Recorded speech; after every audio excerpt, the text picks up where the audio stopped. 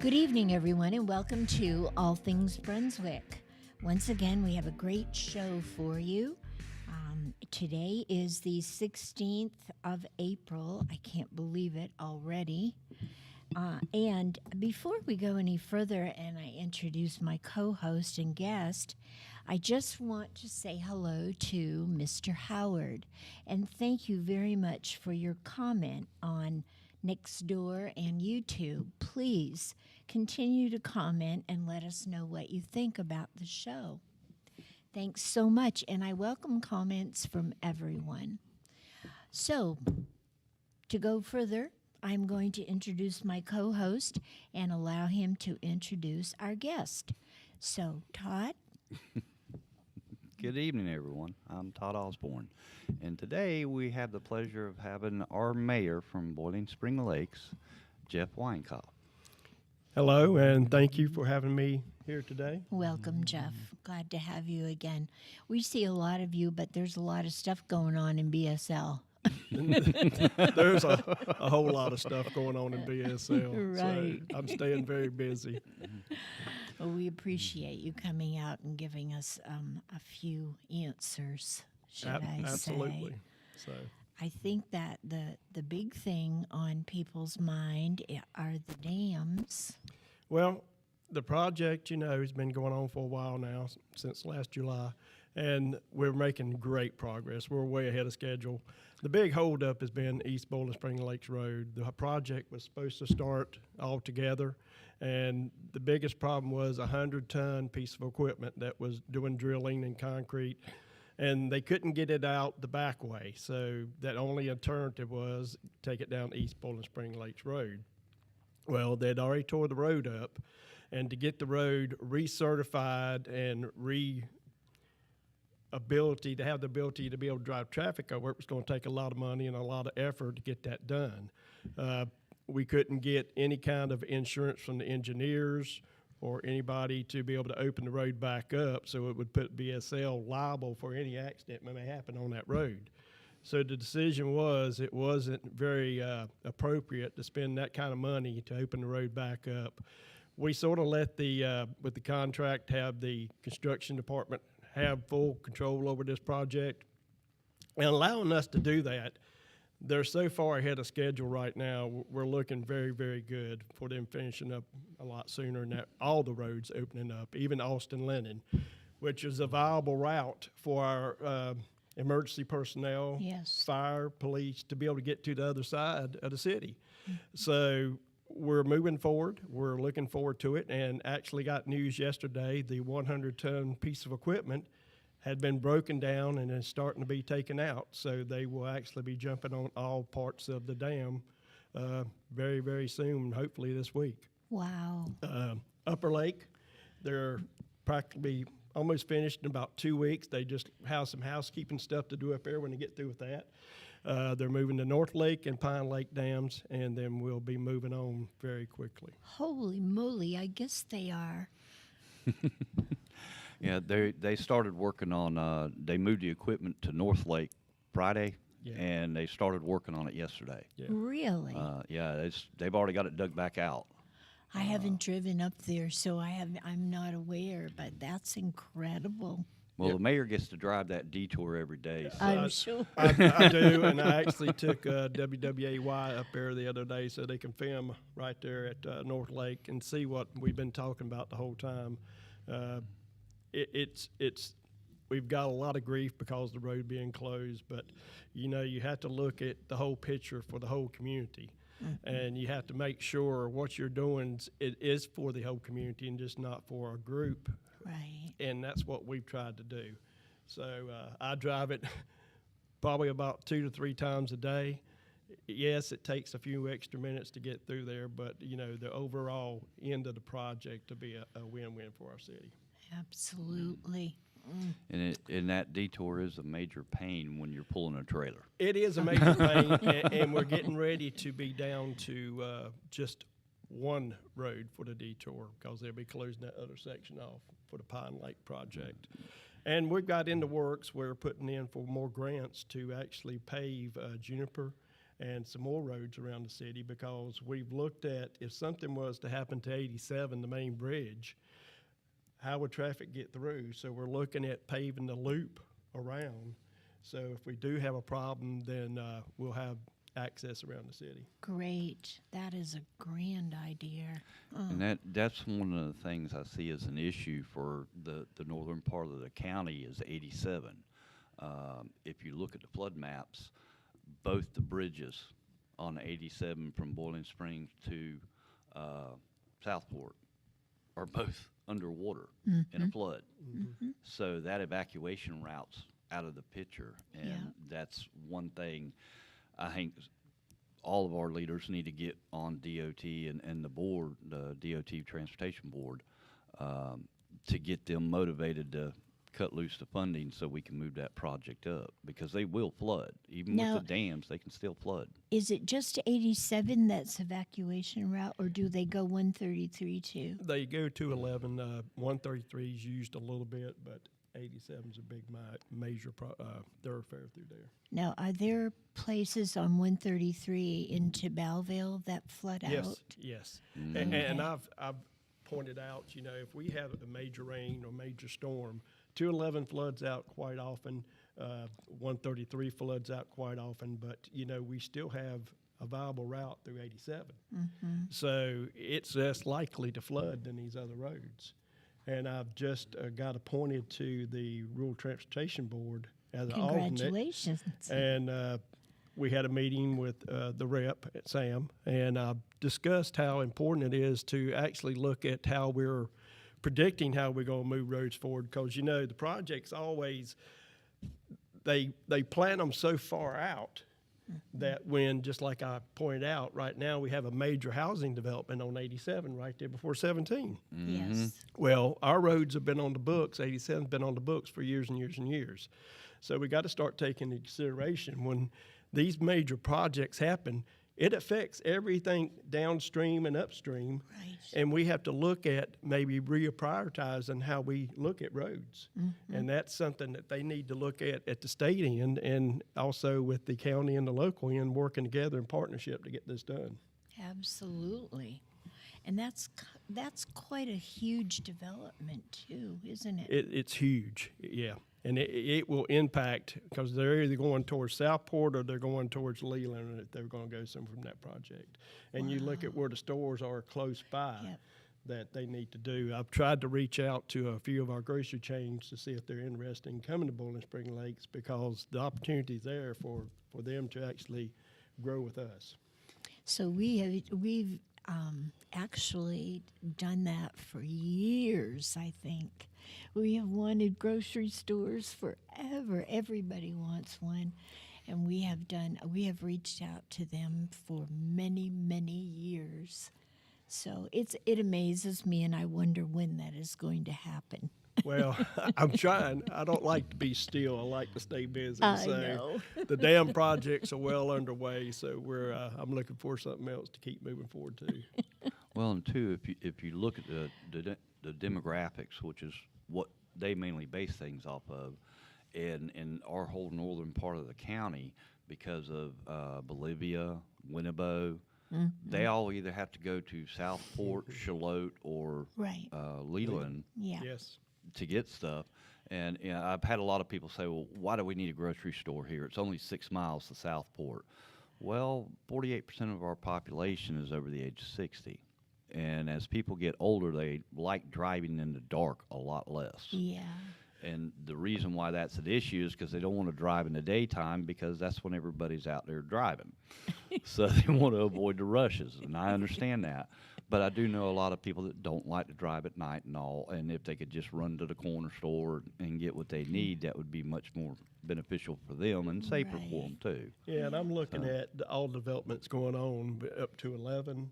I mean, it may be convenient for you going to the store in Southport now, but as all that development starts coming together, them stores are going to get crowded, and you're going to be saying, I wish we had a grocery store. Yeah. Yeah. So that's the main priority is trying to get something, because we have a lot of land, and it needs to be utilized for some, because we need commercial part of our sales tax, because The mayors get together once a month and have discussions about what we need to work on together as a group.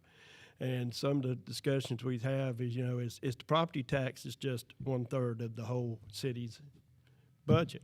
The rest of it's sales tax. Yes. So we can't keep looking at our property tax and just saying, hey, we got to raise taxes. We have to raise taxes. We got to start bringing in more revenue from commercial development, small commercial development, but we still have to look at and bring it in.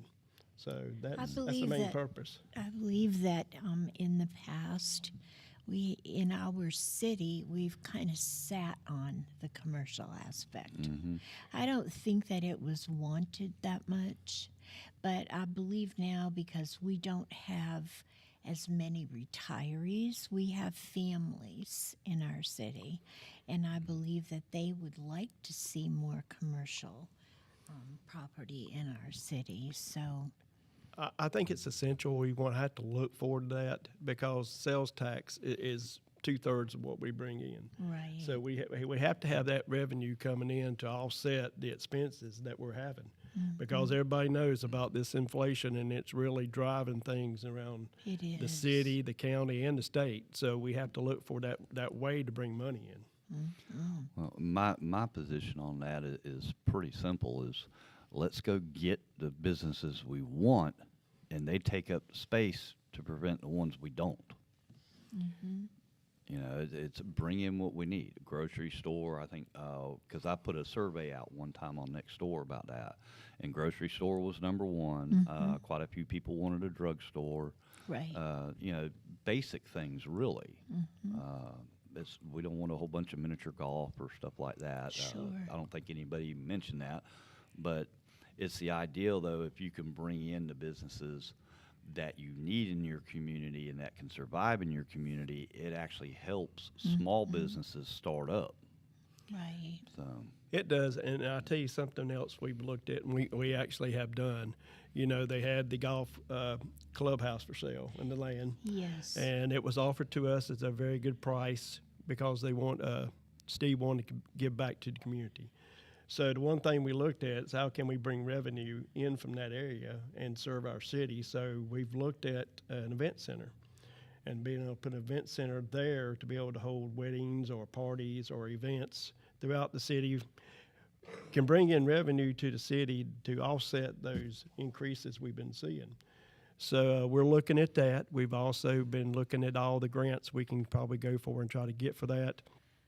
One of my commissioners, Commissioner May, had a wonderful idea, is actually extending a peninsula out from there and putting a little gazebo for the weddings to be on. So we're looking at Southport brings over $200,000 a year in from their event center. Yes, they so do. we're looking at the same thing, if not more.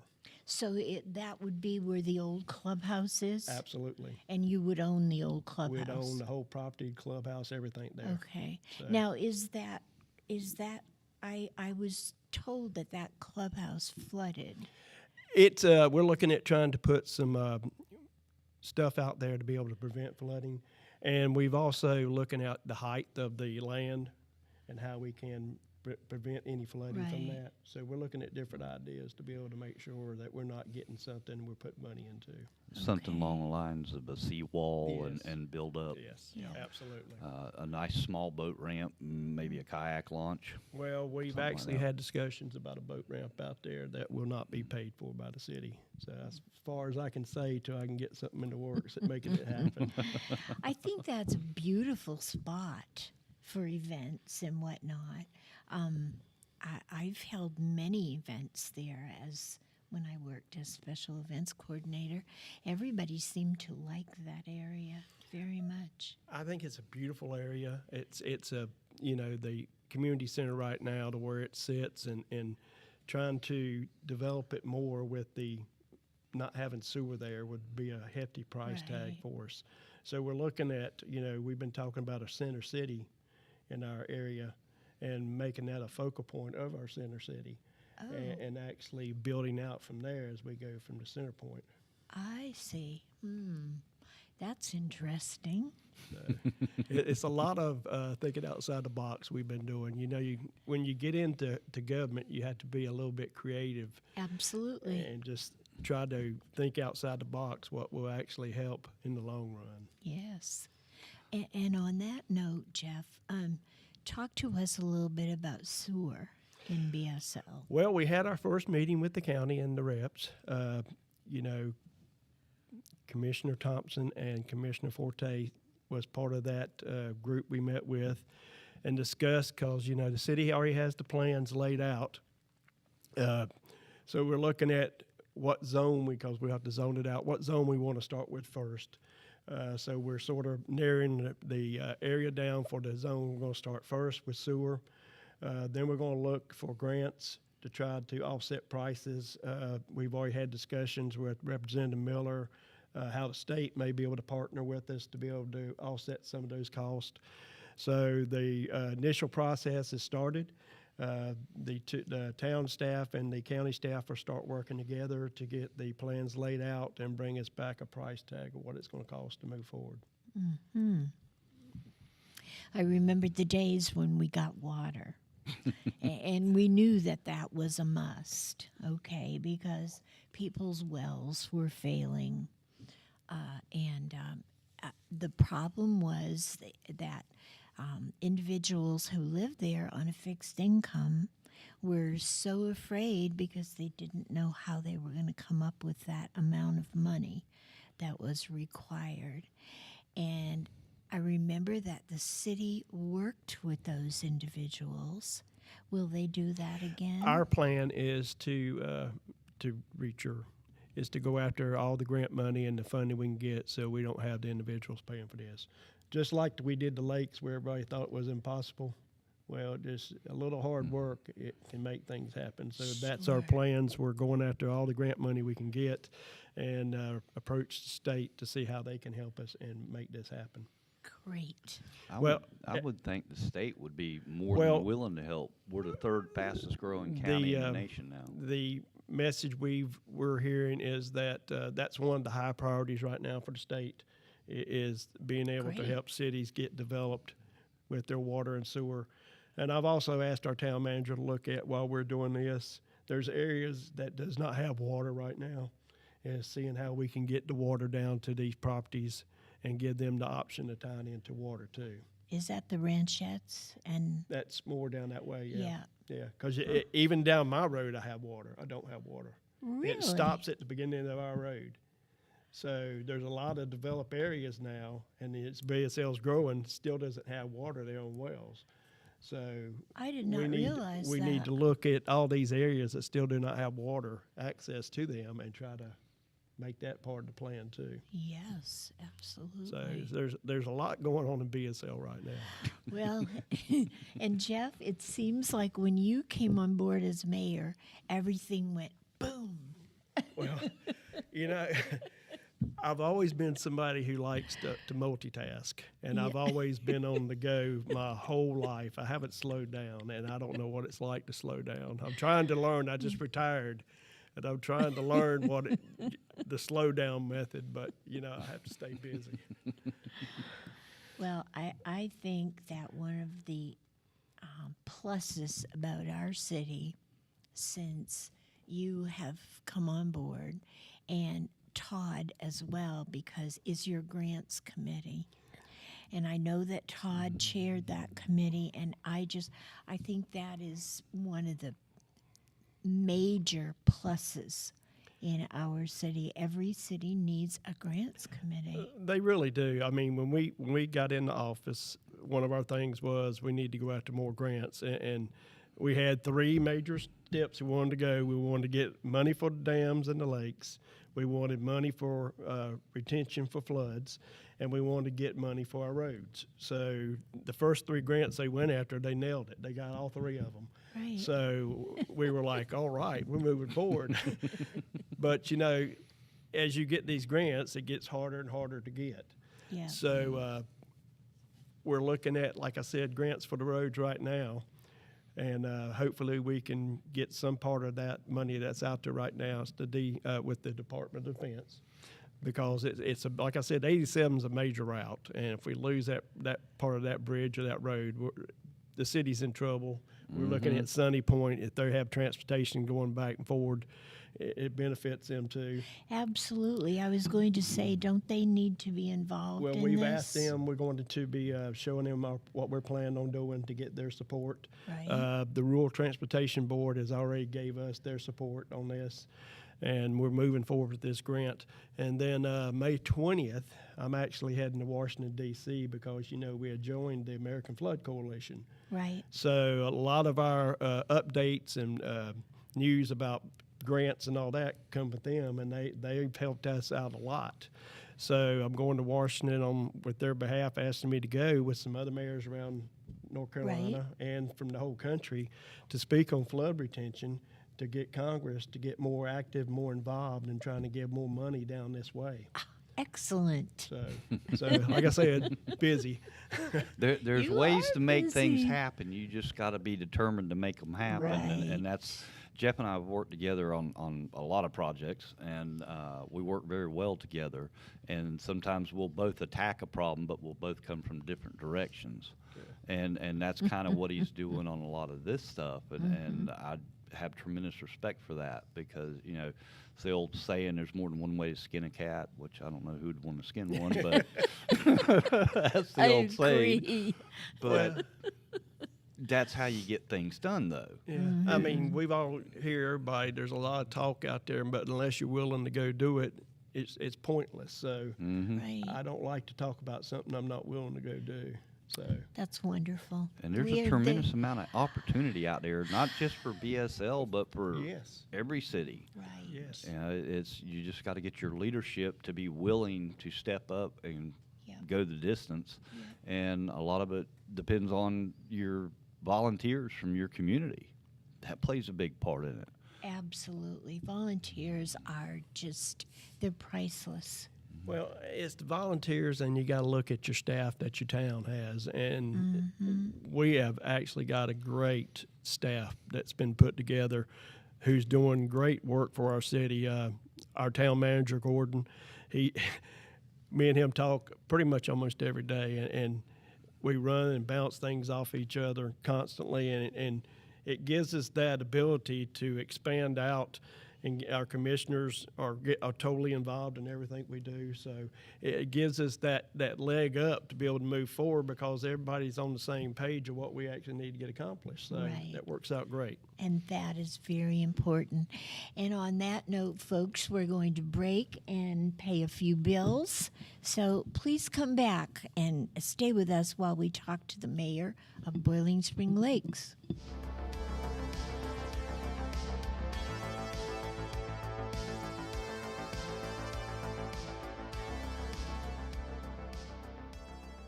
What a great place we all call home, from colorful sunsets to panoramic coastal views. The best attractions are its people, a community of friends and family. J.K. Summers, attorney at law, recognizes this fact and is proud of his work to protect their rights.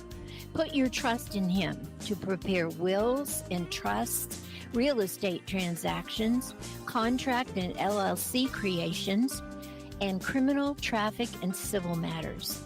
Visit oakislandlaw.com or call 910-253-5572. J.K. Summers, Attorney at Law. Veteran Awareness sponsored by You Are Not Alone. Today's veteran homeless rate is approximately 19,750, and the numbers are declining because of the various veteran programs. If you are a veteran you know is homeless, please call 877-4AID-VET. This is a confidential and toll-free call. From this veteran to other veterans, please be there to help our brother and sister veterans. Again, the number is 1-877-424-3838. And thank you for your service.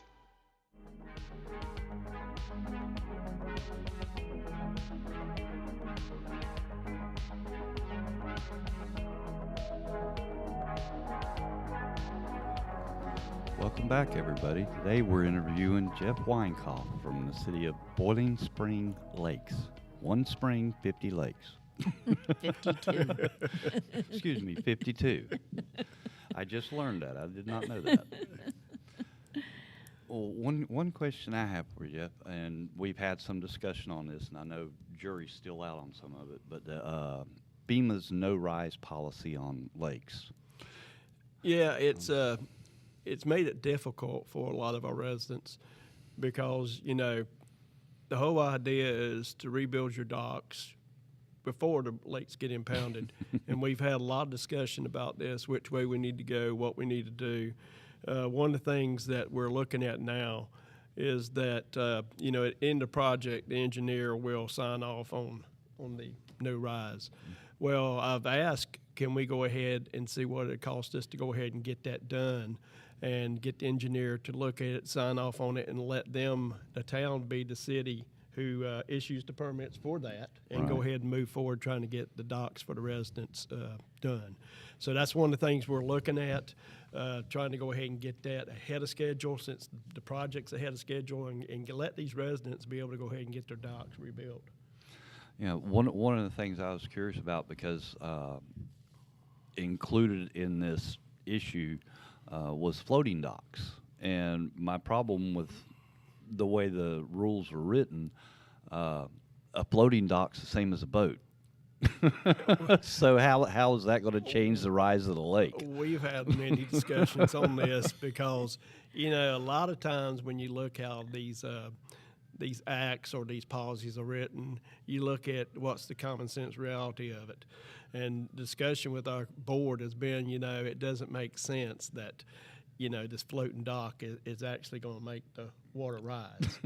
So there's a lot of discussion going on with this, and we're still trying to work through all the issues with this. So hopefully, cross your fingers, if we can get the engineer to go ahead and sign off on this, it'll make life a lot easier for everybody.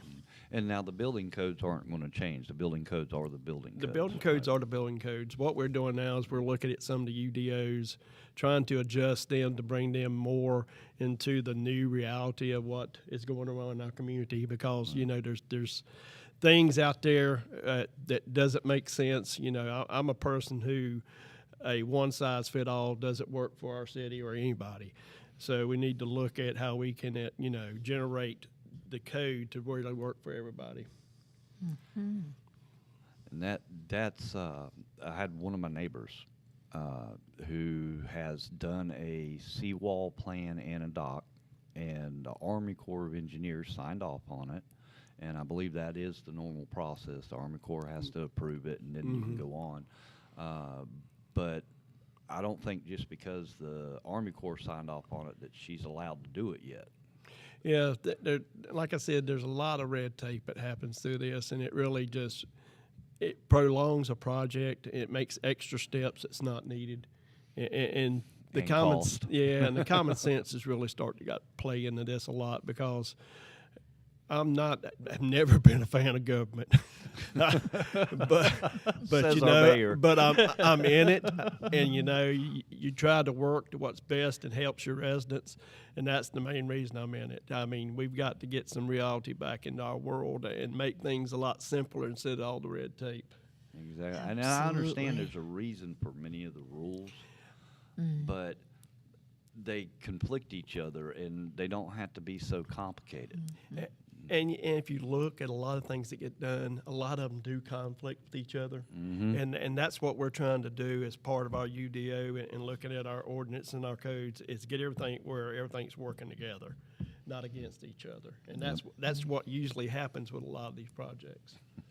I think that's an ongoing issue. It is. It's everywhere, but you know, you've got to work to get things where, like I said, it's more reality.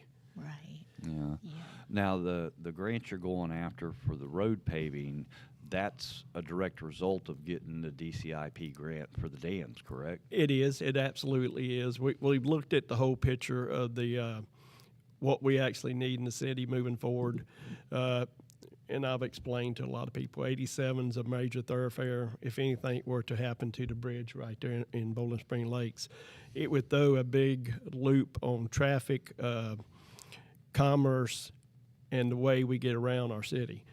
So we have a road that we can loop around the bridge. It would be a one-lane, I think it's 14-foot We looked at maybe 16 foot to allow pedestrians to be able to get across it too, to be able to route traffic around in case we had something going on. Because as you know, if we start to do the project of widening 87, Yes. at some point that bridge will have to shut down, and we'll have to have alternate routes. Yes. Well, if the state's doing it, they'll build half the bridge Right. and then tear out what's existing and then add to it. Yeah. My only concern with that part is who's going to get hurt?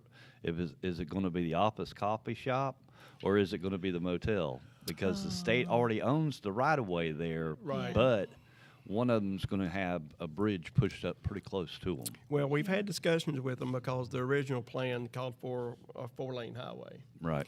And a 4-lane highway going through our city would probably, I consider, disaster. Yes. So what we've asked them to do is have a center turn lane and turn lanes instead of the 4-lane highway to keep our little city atmosphere that's still there without all this high-speed traffic.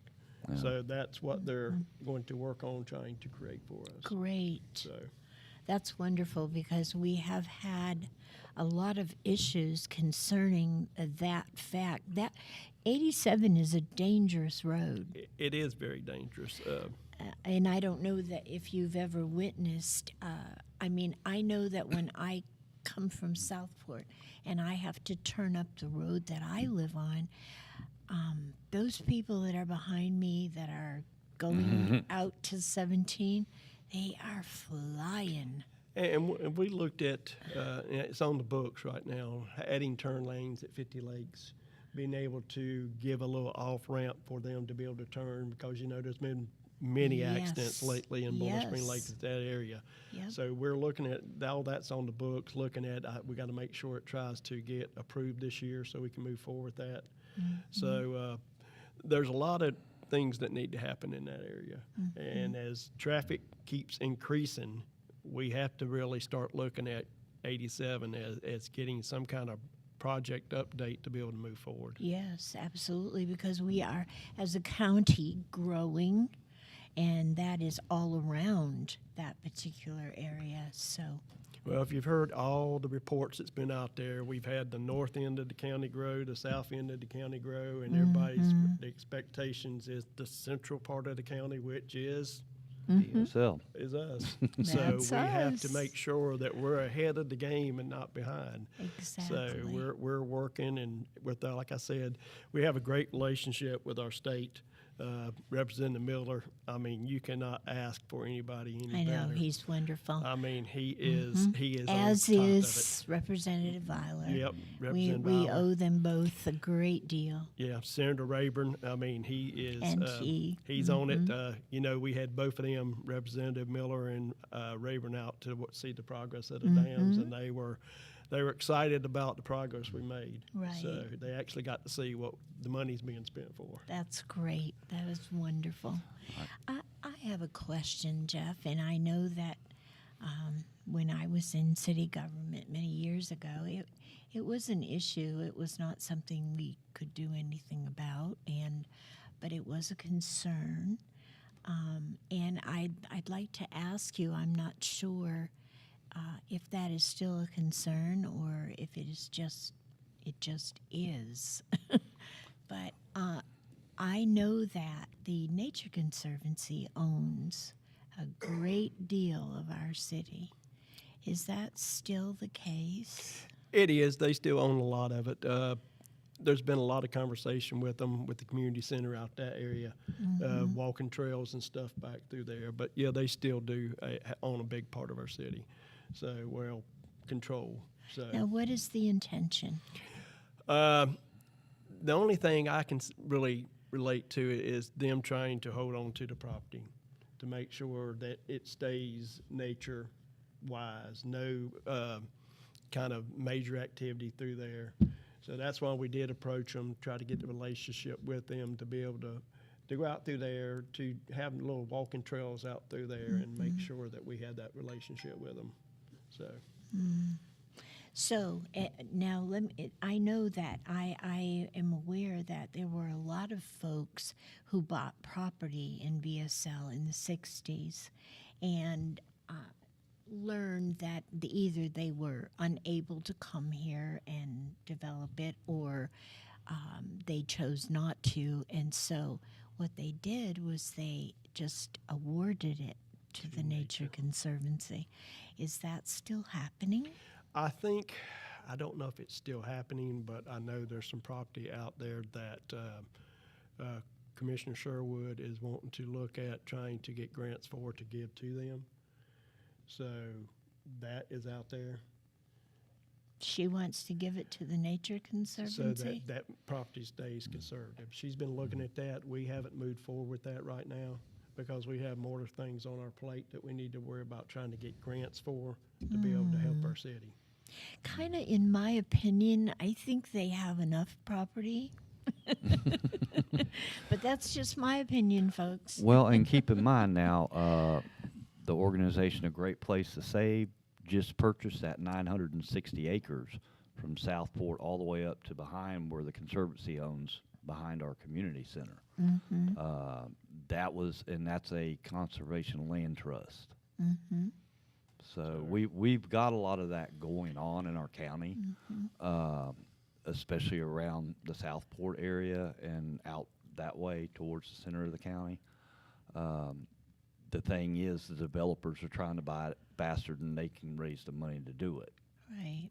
So, I tell you something that we have to look forward, and I think we need to look at our city too, because, Bowling Spring Lakes is really one of the cheapest places you can live Oh, yes. around our area. Oh, yes. And the whole problem is we have all this workforce out there, and they don't have the places to live Exactly. because it's so expensive. I mean, at some point, I think we need to look at areas in Bowling Spring Lakes where we can actually bring in the workforce Yes. to be able to have affordable living, to be able And to the first responders. absolutely, because Yes. that's Yep. important anywhere, because property and houses are getting so expensive they can't afford to live You nearby. are right. Yeah. So that's That something. is very sad to me. So that's something we have to look at, because you have to have the workforce to be able to make Well, things they go. are the backbone of our county. Absolutely. And the first responders.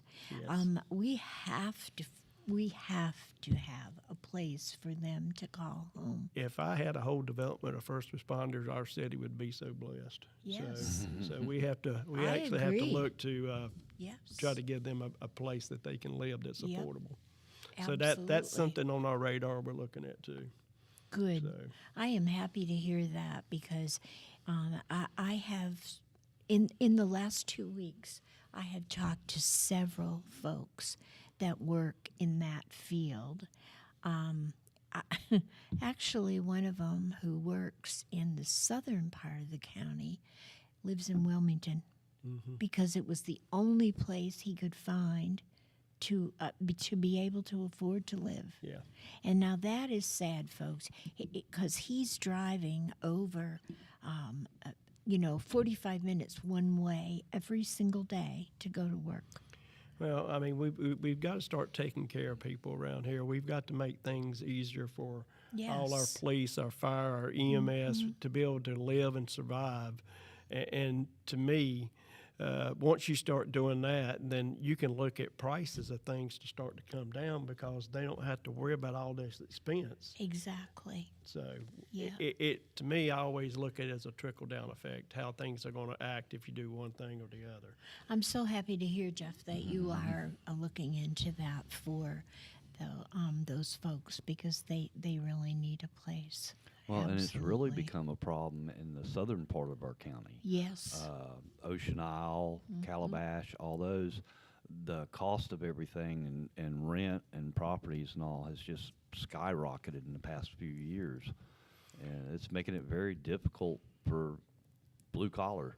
Well, this to is be able to live where there. this gentleman needs to live, because he works there Yeah. and he is unable to. And that's sad. That is ridiculous.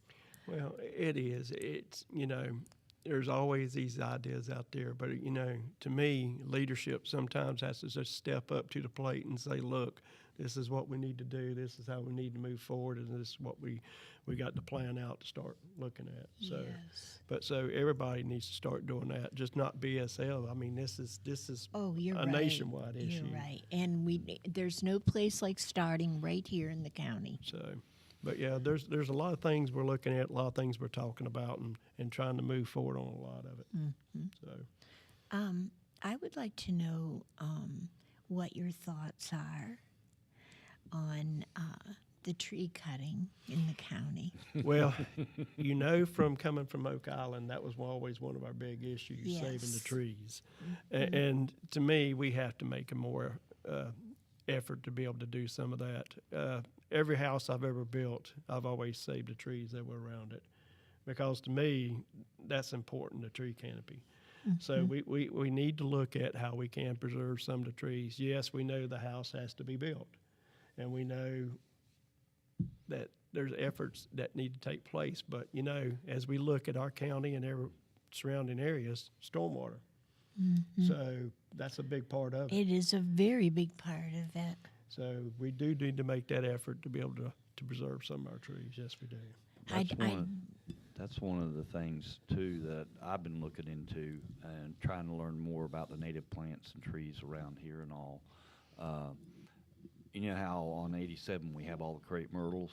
Imagine if we'd have put pin oaks there when those were planted. A pin oak in 10 years will have 8 times the canopy of a pine tree. So you're not only lowering the ground temperature with the shade and all, you're creating a greater stormwater runoff control. You're also shading the roads. You and I spoke of this the other day.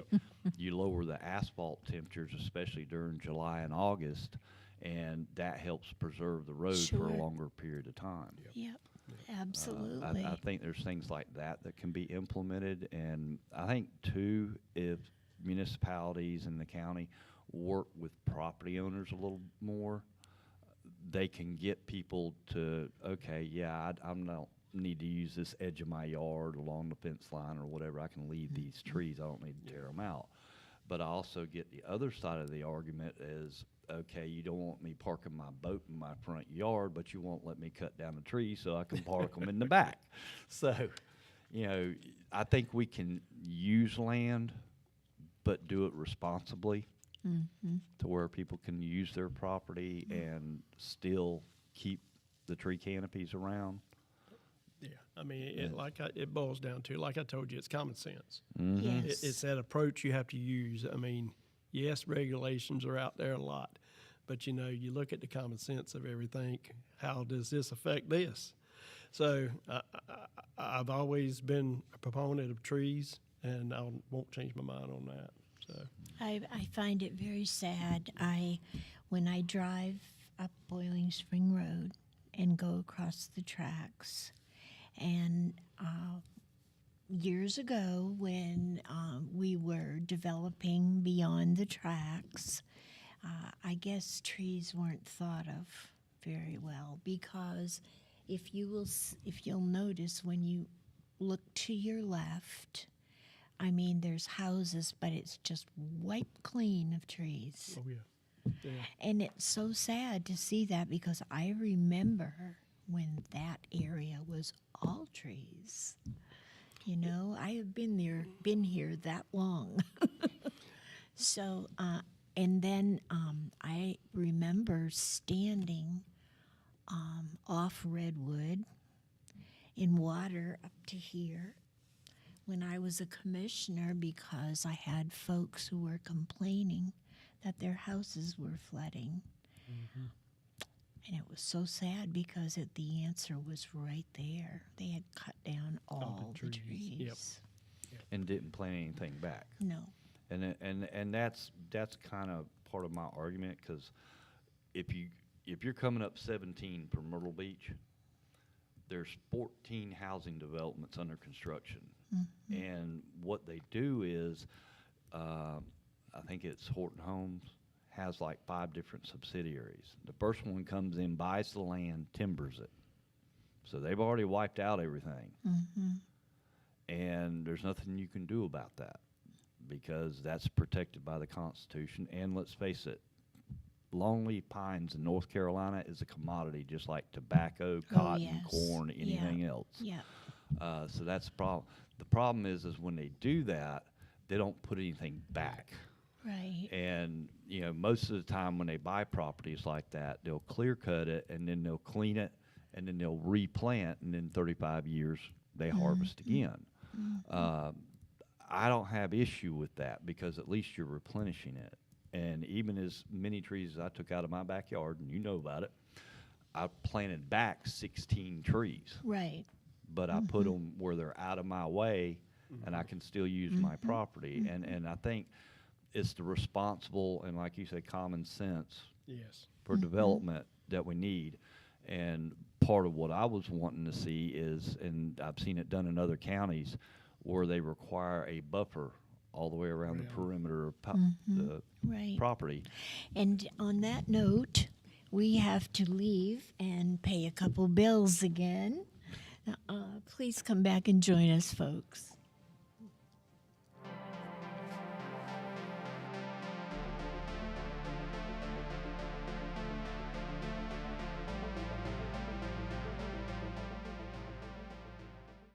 What a great place we all call home.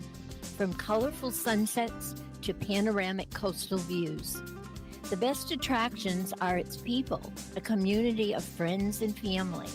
J.K. Summers, attorney at law, recognizes this fact and is proud of his work to protect their rights. Put your trust in him to prepare wills and trusts, real estate transactions, contract and LLC creations, and criminal, traffic, and civil matters. Visit oakislandlaw.com or call 910-253-5572. J.K. Summers, attorney at law. Veteran Awareness sponsored by You Are Not Alone. Today's veteran homeless rate is approximately 19,750, and the numbers are declining because of the various veteran programs. If you are a veteran you know is homeless, please call 877-4AID-VET. This is a confidential and toll-free call. From this veteran to other veterans, please be there to help our brother and sister veterans. Again, the number is 1-877-424-3838. And thank you for your service.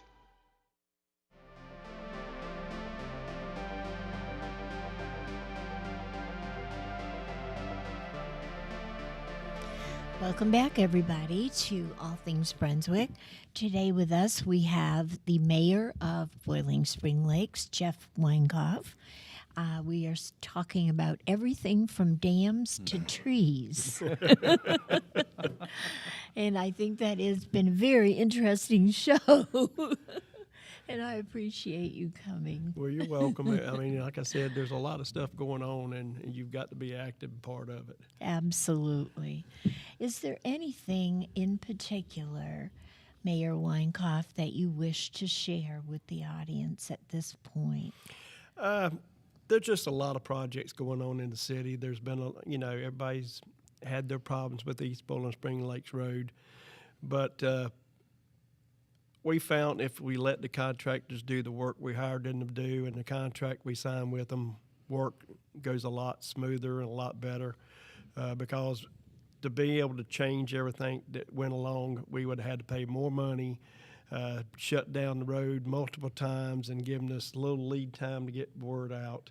With them being able to go to work and do testing of the soil and all that without any problems, it's made the project run smoother. It's made the project move faster, and it's had the project in budget, which is main. Wonderful. So, I mean, the taxpayers haven't had to pay 1 cent for this project. Everything was done by state funding, federal grants, the county giving us $3 million to move this project forward. And it's been a whole team effort to get this project done as smooth and fast as possible. I think it's wonderful. And I commend you for your direction. And none of this would have happened had it not been for your direction. Well, I thank you, but, I can't take all this. Well, it took a team effort I understand between that. the commissioners. And like I said, our staff has been spot on. We've had to make some changes in town staff.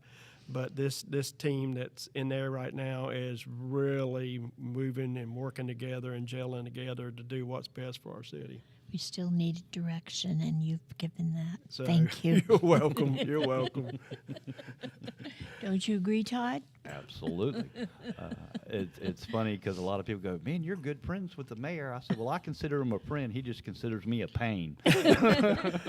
Well, you know, something that since I started in government, like I said, I don't like government, but I didn't do it because I wanted something to benefit me.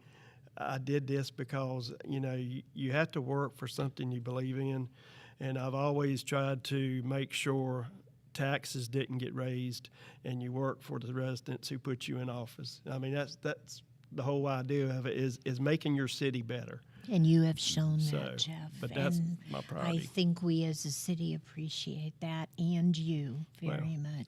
I appreciate everything, and, you know, I appreciate the commissioners for all of us working together for the center goal of getting our lakes back, getting Austin Lennon Road open back up for our emergency personnel, and just making our city whole again. I mean, to be able to do that is going to reap huge benefits, I think, for us in the long run. Right.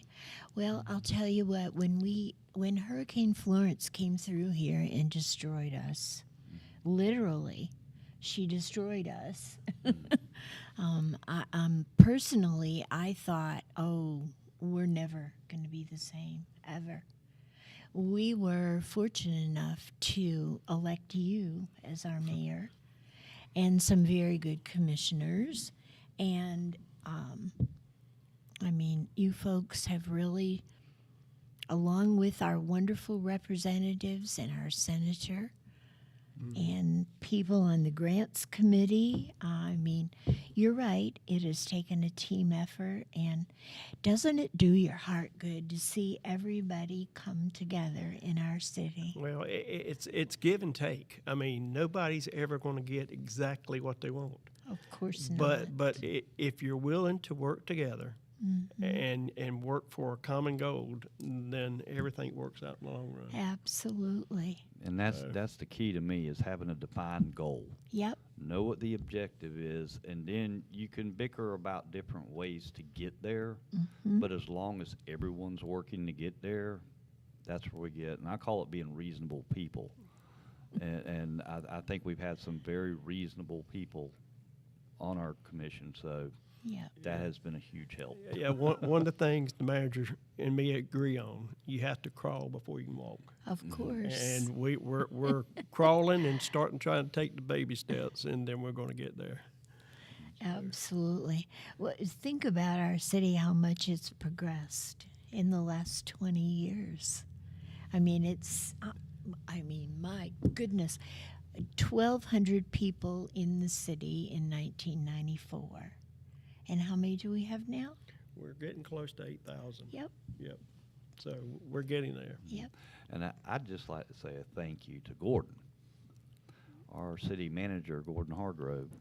I've got to work with him quite often, and he's just done an amazing job, considering he stepped in the middle of all this. I know, that's and difficult. pretty much had to figure everything out for himself, and he has done an amazing job. And as has all our staff. Aaron and his crew tends to pull off amazing things with little to no resources, and we probably got some of the oldest equipment for a city in this state. So, but we're slowly moving forward. You know, we would have been in good steps, but, you know, we had to pay back a $2 million loan. So that really took our city to those baby steps. So we're trying to get back from that. And that was So- for the police department. No, that was for when Florence came through. There was a $2 million loan to be able to get things done, and when some of it went to engineers, so we had to pay that loan back. Oh, So okay. we lost $2 million Wow. in the city. So we're trying to take those steps to get built back up. Wow. So that's why we're taking the crawling and baby steps. Something that I wanted to mention while we have you here